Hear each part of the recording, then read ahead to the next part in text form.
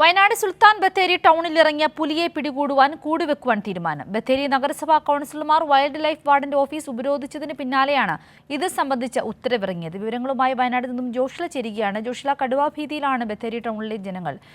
അതിന്റെ അടിസ്ഥാനത്തിലാണ് ഇപ്പോൾ ഇങ്ങനൊരു കൂട് സ്ഥാപിച്ചിരിക്കുന്നത്. എന്തൊക്കെയാണ് വിശദാംശങ്ങൾ? കുറച്ച് ദിവസങ്ങളായി കടുവ ഭീതിയിലാണ്, പുലി ഭീതിയിലാണ് ബത്തേരി ടൗണിലെ ആളുകൾ എന്ന് വേണം പറയാൻ. കാരണം കഴിഞ്ഞ 2 ആഴ്ചയായി പുലി ഇറങ്ങിക്കൊണ്ടിരിക്കുകയാണ്. ഈ പല സ്ഥലങ്ങളിലുമുള്ള CCTVയിൽ ഇത്തരത്തിലുള്ള ദൃശ്യങ്ങൾ, പുലിയുടെ ദൃശ്യങ്ങൾ ജനവാസ മേഖലയിൽ കണ്ടിരുന്നു. എന്നാൽ മറ്റ് കാര്യമായ നടപടികളിലേക്കൊന്നും വനംവകുപ്പ് കടക്കാതിരുന്നതിനാൽ ഇന്ന് ബത്തേരി നഗരസഭ കൗൺസിലർമാരും അതുപോലെ തന്നെ നഗരസഭാ ചെയർമാനും അടക്കം വൈൽഡ് ലൈഫ് വാർഡന്റെ ഓഫീസ് ഉപരോധിക്കുകയായിരുന്നു. ഇന്ന് രാവിലെ 3:45 പുതുശ്ശേരിയിൽ പോൾ മാത്യുവിന്റെ വീടിന് മുന്നിൽ പുലി എത്തുന്ന സാഹചര്യമുണ്ടായി.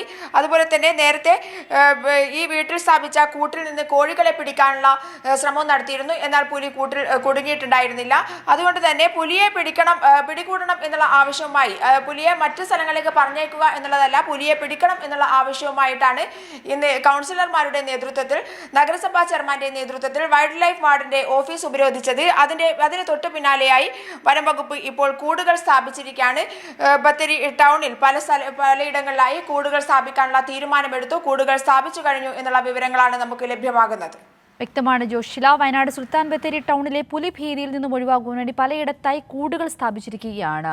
PV ജോഷിലയാണ് വിശദാംശങ്ങൾ നൽകിയത്.